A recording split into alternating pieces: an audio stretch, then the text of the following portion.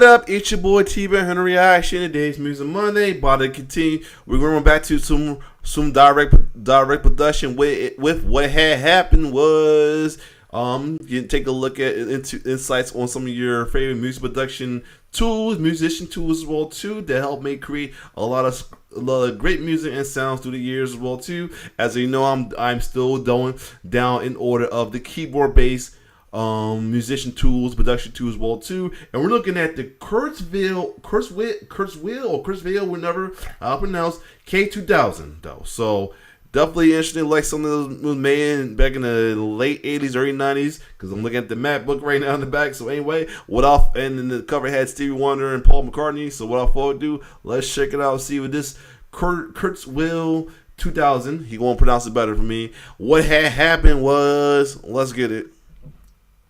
We should let you know that the K2000 has on the order of 96 oscillators inside of it. What's up? You got your boy Direct, aka Native Shades, reminding you to like and subscribe, because today we're going to be talking about the KURZWEIL K2000. What had happened was... So it's the crazy 80s. Cyndi Lauper just told 80s. us girls just want to have fun. Hall & Oates claimed that they can't go for that. Oh no. Lionel Richie told us how it felt to be dancing on a ceiling. And Bruce Springsteen said you can't light a fire. You can't light a fire without a spark, but this gun's for hire. Even though we're just dancing in the dark. The 80s was here, and the music industry was at its best. So many stars, from Michael Jackson to Phil Collins to Madonna. Everybody was doing their thing. You had great shows like MTV and Video Music Box with Ralph McDaniel just getting their feet wet. You had cable TV. In reality, you know, not a lot of people had cable in the 80s. I remember Ralph McDaniels, he said he used to work for the cable company. He was like, in the 80s, some people didn't know what cable was. He would go and say, oh yeah, I work for the cable company. They'll be like, cable? What's that? Remember like the cable black box? Yup. It was always some mysterious person trying to get you to use it. It was always like a friend of a friend of a friend of a friend. Some mysterious person you'd meet in an alleyway that'd come to you in like the weirdest moments and be like, hey, you want free cable? I got the hookup. I can get you a black box. You won't have to pay any monthly fees. It's totally free. And you'd be like, okay, I think I'll try it. And they'll be like, yeah, just give me $60. So you give them $60, and later on that afternoon, they drive by your place and drop off the box. And you know, it's always a dusty, dirty box that looks like it's been kicked down a flight of stairs. But you know, you hook it up and voila, you get free cable. And everything is gravy. Everything is sweet.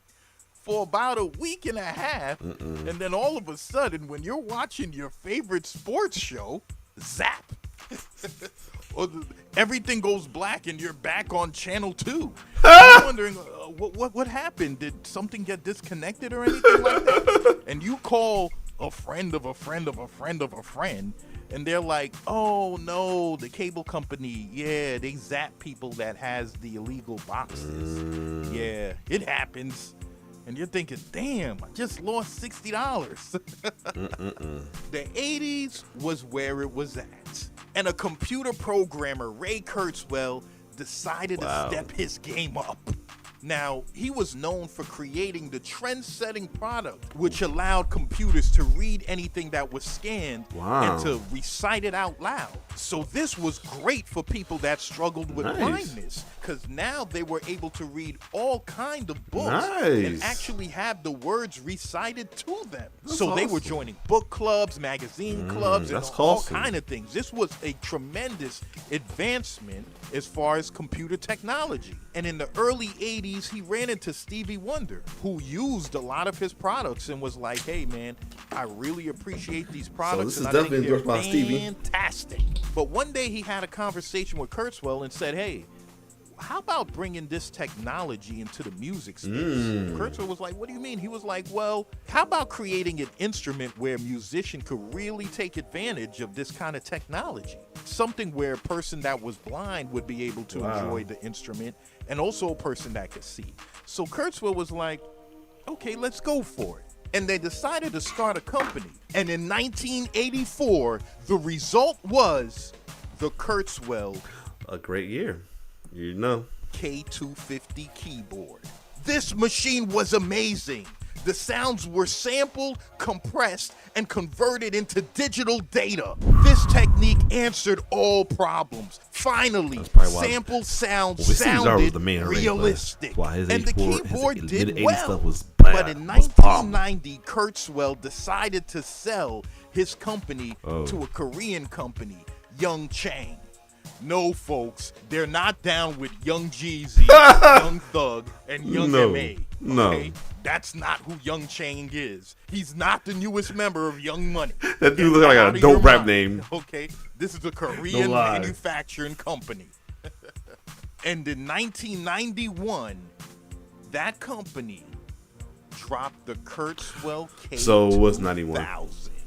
You were getting 24 voices of dynamic allocation, 16-part timbrality, 8 megabytes of waveform ROM, expandable to 24 megabytes. It used the VAST technology, which stands for Variable Architecture Synthesis Technology. A user could use different signal paths which contain different DSP functions which could be used for shaping and creating sound. This keyboard was velocity sensitive, had aftertouch, up to 128 megabytes of sample RAM, 2 LFOs, a digital multi-mode programmable filter. This keyboard was the bee's knees. This keyboard answered every synthesis fanatic's prayers. You can literally have one channel with a specific type of synthesis style and combine it with another channel with a totally different type of style.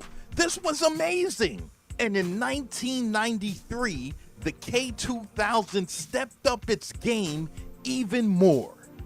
Yes, ladies and gentlemen, it added a sampler. Wow. What? A sampler? Now this joint could be used like an ASR 10. This was crazy.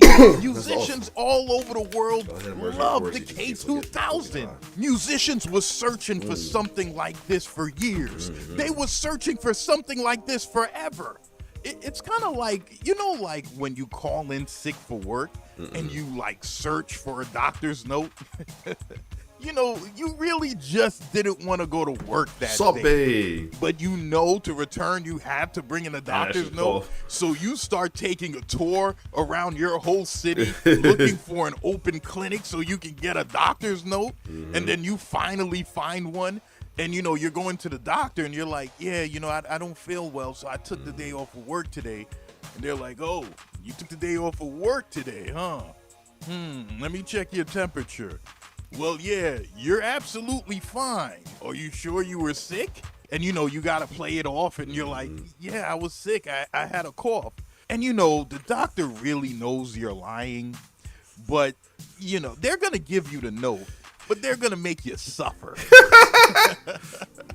So they tell you, yeah, you know what? Do me a favor. Wait out in the waiting room for a little bit. I gotta handle some things. Right. And then you're in the waiting room and it's like 2 hours and 30 minutes.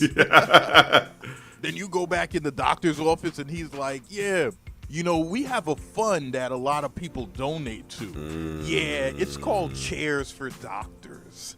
Lord. You see, our medical providers don't provide us with actual cushy chairs. So we have our patients donate to that fund for us.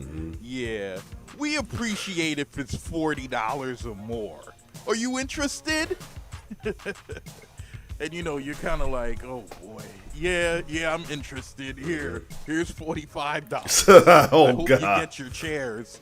And the doc's like, yeah, thanks, bro. Hey, let me write this note for you real quick.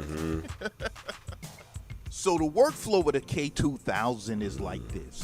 You have 8 modes: program, setup, quick access, effects, MIDI, master, song, and disc. So let's say if you just want to set up a program and play something. You press the program button on the top left of the keyboard. You can rotate the dial to scroll through different programs. These programs have algorithms, and an algorithm is just like the YouTube algorithm, basically rules. They're giving you rules that you use to create your sound. So some algorithms will be like, okay, you can layer 4 oscillators together to create a sound, and other algorithms will be like, no, you can only layer 2. So there are 31 algorithms in this machine. You can enroll different effects, modulations, controls into these algorithm slots and basically shape your sound. Now that's applying the basic functions of a program. Pretty simple, right? Well, some folks didn't think so. You see, with the K2000 and its deep synthesis functionality, on the unit itself, it was a lot of menu diving. You would have to basically go into, let's say, an algorithm menu, then go into the parameter menu of that, then scroll through different pages and go through additional menus. Then after that, you gotta click additional buttons, going through additional menus to do additional functionalities. This unit can get so deep that you'll just be lost in a world of synthesis. Now, for some people, that's a dream come true. But for others, it might be a little too complicated for them. They might want something just, a lot simpler. Now, don't get me wrong. You don't have to dig all the way deep into all the synthesis functions of this unit. But sometimes if something is there, we want to dig in and investigate. But even with that, a lot of great musicians used and loved this keyboard. Folks like the great Luther Vandross, Pink Floyd, Depeche Mode, 9 Inch Nails. All these folks loved the K2000. Nice. The Kurzweil K2000 even had a ping pong video game inside of it. You press the master key, then the utility soft button, then the empty space soft button, and finally the setup button. Then it says, welcome to the K2000 game. And then you just scroll your data wheel to meet the bouncing ball. Oh, wow. This is insane.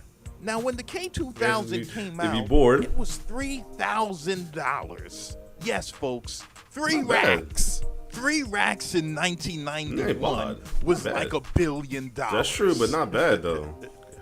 It was definitely car money. Buying the Kurzweil K2000 was one of those things where you would have to sit down with your significant other and have a talk. The K2000 was a monster keyboard in the 90s. This thing had fun synthesis, LA synthesis, FM synthesis. This joint had it all. Shout out to BJ Ray for recommending that I do a video on this joint. This thing is amazing. So yeah, folks, that's the Kurzweil K2000. What had happened was... So this is your boy Direct. That was a good little interesting piece on this keyboard. Pretty cool keyboard as well. It sounded like it as well too at the time. Even the original one sounded pretty cool as well too. And like I said, I always dig direct production commentary on these as well too, especially when you have the scenarios and all that as well too. So it's pretty cool. So yeah, other than that, if you like my reaction, like, share, subscribe my YouTube channel. It's your boy T-Bear signing off. One love.